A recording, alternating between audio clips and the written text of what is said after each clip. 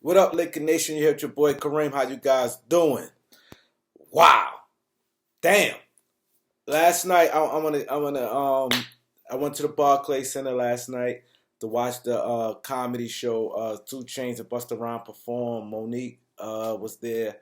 A few other Lil Devo, a few other DC Young Fly, a few other comedians and rappers was there. Right? It was crazy, but the biggest takeaway I got from last night, me being a basketball fan, was Kyrie Irving. Now, this is more where I know a lot of people and things like that. So this it was like a blessing in disguise. So I went to the Barclays Center. I bumped into a dude I know, good friend of mine. He was there.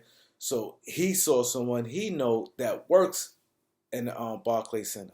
He works there, and dude, and the stuff I was telling you, man, the stuff I was hearing about Kyrie Irving is crazy. But outside of that, what I even reported yesterday, I was telling you, people's outside was saying, yo, people is tuned in with this NBA season. Like, I'm thinking these not even basketball fans, these people come to watch a comedy show. They was like F Kyrie, and things like that. Like, wow, it's crazy.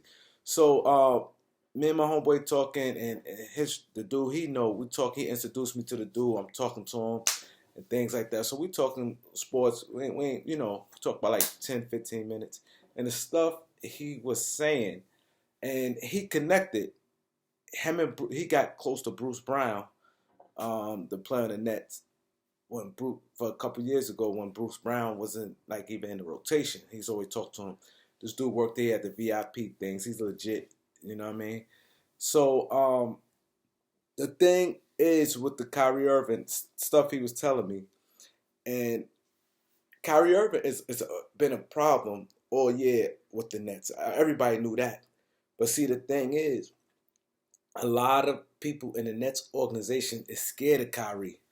Like the staff is scared of Kyrie. They real touchy with conversations. They say he always liked the debate. They said he seemed like he wanted to debate more than he would talk basketball. He debate about a lot of basketball, but also he's real challenging. So you have to be careful what you say to him. So he said Kyrie Irving feel right away he talked to somebody he said Kyrie Irving feel he the best point guard in the NBA. And anybody say he's not, he said that he challenged him. He always say that they don't know basketball. He don't care. He said Kevin Durant and Kobe Bryant stamped him by being the best point guard in the NBA. He said it's not even. He said he don't understand how it's not even it shouldn't be a debate. He said that he could do everything any point guard that's in the NBA can do, and none of them could do what he do. He said he could score. He said nobody finished like him with the left and right hand. He said nobody dribbles. He said the shooting the mid range, three, triple threat. He said Kyrie Chang said, and he'd be convincing. He said he'd be having debates about people, who the best point, even his teammates. And he said, and some of them may be like, nah, I think him. So a lot of people may say Chris Paul and Kyrie, get at him. He said all the point guards in the NBA know this about him. He don't bite his tongue. He said it right there, like he the best point guard, and the ratings he get frustrated. The ratings when they rate him with far as where he at. He said the guy just always challenging, and he screamed on a staff, upper management in the organization with the Nets during the when the lockout first was lifted, and the guy was like, "This should be good healing for the people for the comeback in the bubble." When they first announced it, and he said the Kyrie ripped shreds out of the guy. You don't know the black people like went in, was going in, like saying you don't know this went in. How the hell a basketball is going to heal people and things like that, bring the country to. He said he went in. And he said, but he been like that. Like they deal with him with kid gloves. Kevin Durant is pretty much his like organization go-to guy when they deal with him. They don't even like to deal with him because everything is a debate with him. Like, you know what I mean? what it is. He say challenge Steve Nash a lot, like no this and that, like with the play. He said he just real challenging, real all the time, always debating about different things, even like off the court stuff. He just a debater, and it rubbed people the wrong way. And he also said that's not true as far as trade rumors, that the Nets was engaged with trade rumors, and Kevin Durant had to talk management out of Sean Marks not to trade him. He said the Nets didn't do that and would not. If they trade him, they'd just trade him because they know they'll lose him if the rumors was true. But what he did say was he believed that the Nets organization started the rumor to hopefully to get him on track. And also James Harden is pissed off saying, yo, he didn't come here for that. And James Harden is mad that what's going on with Kyrie Falls, I guess with the tests and this a lot of different things, all that. James Harden said, yo, I'm here about being focused this whole year. James Harden been working out like, yo, I'm not here for this bullshit. And he said James Harden is pissed off. He is mad that, you know what I mean? He's like, yo, them dudes over there, they focused, they locked in. He said, how the hell we gonna try to do something? And, you know, he said James Harden ain't trying to hit nothing. He said James Harden is pissed off, and he said James Harden focus level is where it's supposed to be at. But Kevin Durant is like his caretaker. The organization know that Kyrie was the reason Kevin Durant is in Brooklyn. So they wouldn't do nothing to offset that. He said that rumor is totally false. So don't believe that, people, that the Nets was engaged with Philadelphia. It never was a conversation with him for Ben Simmons, and Kevin Durant had to talk Sean Marks out of it. It never discussion, but they believe that the Nets organization threw that out there to try to get Kyrie in line of what it's doing. And that's what Kyrie said he'll retire, to scare off teams and say he'll retire. And a lot of people just don't know when it comes to this guy. This guy here, he bucks the system. He really bucks the system. And the guy said, you talk to him. He said he's very challenging. Everything is like a debate with him. Like you cannot have a conversation without a debate about anything. And he said sometimes it don't. And he go on and on. And he said Kobe, like I said it before, Kobe Bryant and Kevin Durant stamped him at the best point guard in the NBA. And like he said, nobody could do what he do in the game. He could do everything they can do. He said, and he made me think when he said that. And I'm gonna think some more because, like I said, I've been a little late, but I'm gonna think some more. And I want to ask you guys. He said he can do everything any point guard that's out there can do, but they all can't do what he do, and things like that. He said that he don't get enough credit. He said he played much better defense than when he get credit for. He definitely a much better leader than when he get credit for. And he said people just don't like him and things like that. But he said he don't care. He said the thing with Kyrie, he headstrong. And this is going to be a problem because James Harden is pissed off. And I'm glad he said this because I do think this is going to spill off. When Monday come and training camp come, you're going to hear all these Kyrie questions. And I'm curious to see when they interview James Harden, what he say. See, James Harden is more cool with Kevin Durant. And Kyrie was opposed. He did not want James Harden on the team. And he said the organization feel that Kyrie contradicted himself because he said for 1 minute, Kyrie said, and I remember this, and I forgot all about this. Y'all remember when the Nets, and he said Kevin Durant was out. The first season with Kyrie played, he said the Nets don't have enough. And they had like Karis LeVert, Spencer Dinwiddie, they had Jarrett Allen, all the guys they had. Joe Harris, all of them. He said the team don't have enough. And they went out when they even talked about Harden. Kyrie was pissed off about it, but he warmed up to the situation, and Kevin Durant stepped in and stood on business with that because he's like, yo, man, I'm listening. Kevin Durant is more like the type. He said, don't want the thing, and kind of, I ain't say cater to Kyrie, but let him rock with certain stuff. But right there, he stood on business with James Harden because James Harden was pushing KD. He was like, yo, get me over there. Get me over there. See, NBA players know, they know other team situation. They knew that the Nets had a good enough package to deal for a guy like James Harden. Spencer Dinwiddie, Karis LeVert, Jared Allen, Joe Harris, and then plus some draft pick. They knew they had enough to get a deal done. That's why Harden pushed KD and KD pushed management. That's how that went. And Kyrie didn't like it. And you know, he's like, yo, you could play up James, and he had to convince him. And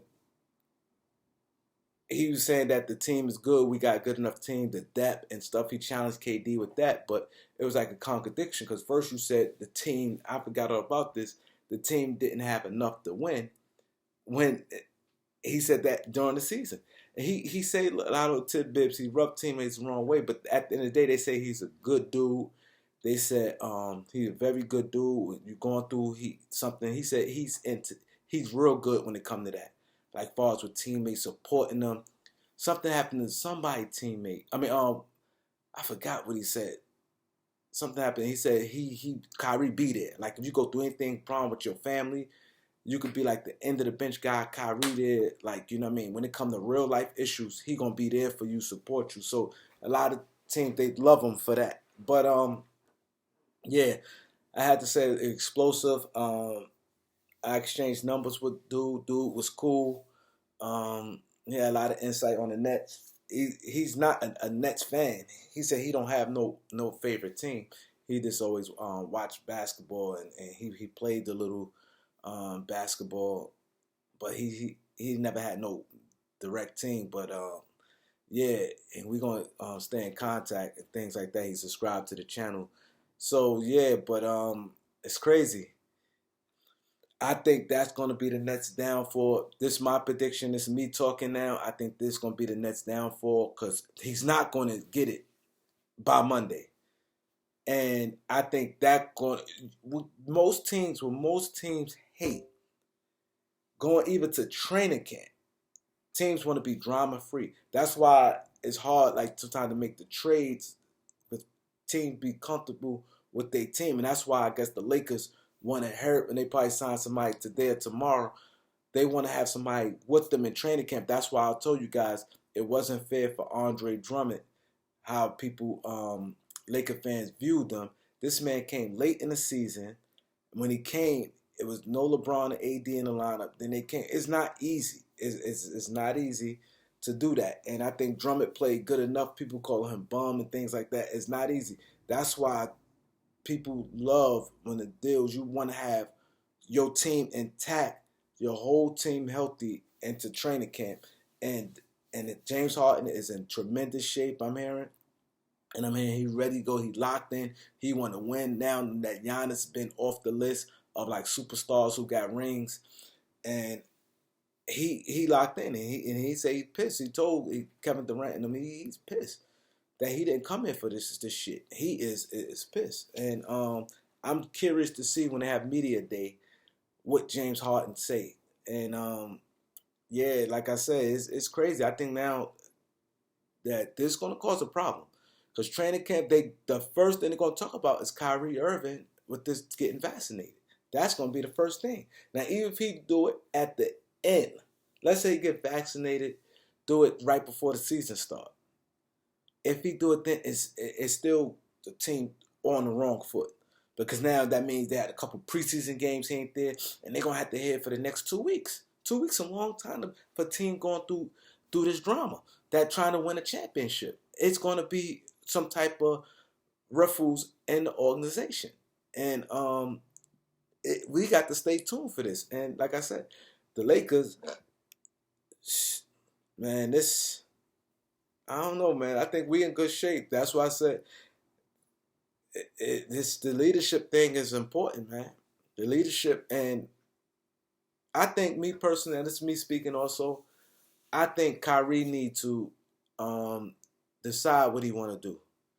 If you want to be on that side, being like an activist or whatever you want to do, and like help the people, or right or wrong, and you that strongly about things, and you feel this way towards a group of people, wherever it is, I think it's hard to do that while you in the NBA, and be too much of that, because it's the NBA has so much politics, so it's always going to be an issue, and that's what the organization is afraid of, because it's always going to be an issue throughout the season.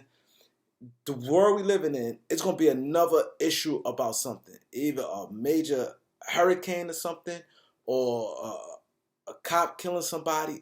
It's going or it's going to be a major issue going to come up again, and what's going to happen? I don't know, it's crazy. I think that could be the Brooklyn downfall, because a championship, you watch every championship team. You watch them from the beginning to the end. One thing always the same is that you could always tell by the team through chemistry. You barely see a team go through drama and then get themselves together, then win. It don't happen. It normally, when teams jump off to a start, maybe some teams may have some injuries and battle through it. But if you look at it from the beginning to the end, most team chemistry, and they be locked in, and it always like that. You barely see a team that's dysfunctional. It don't happen. You may see some injuries that the team overstand that. But look at the Phoenix Suns. Look at Milwaukee Bucks. Look at a lot of teams. It's hard. Look at that Laker team. That Laker team's locked in from the gate. Look how the Laker team locked in right now. I don't know. It's still early. Things could change, but just look at, like I said, past teams, the Kobe and Shaq team. Teams, it'd be locked in. And look what happened when they had the drama with the Kobe Bryant with the Colorado. That's when they had Karl Malone, Gary Payton. Everybody said, "Oh, the Lakers gonna win," But that drama with that Colorado with the Kobe Bryant case, and then of course we had injuries, but that season it just was it caused a problem. You talk to any team that won a championship, they all say how locked in they was from training camp. So this training camp, like I said, if it's 2 weeks, if he decide to do it right before the season, I think that could be fragile, because now training camp, you're not there bonding with your team, and it's causing other teammates answering questions about, is he going to take it, and also management have to answer these questions. It will cause a problem. You have to be locked in from the gate. You got to be locked in from the gate. So like, subscribe, let's get it up. We got a few days. We got like 5 more days to get to 2,000. It's not looking good. We're like 100 something, maybe like 160 subscribers away. But I want to see this. This is a challenge. We're 160 subscribers away. We got 5 days. I want to see this. Can this happen? I want to know, is that possible? It don't look like it's going to happen, but I want to see if this can happen. Let's see if this can happen. 160 subscribers in 5 days. That would be amazing. I want to see this happen. Run these numbers up, guys. Run the numbers up. I never saw nothing like that happen. 160 subscribers in 5 days. Let's get it.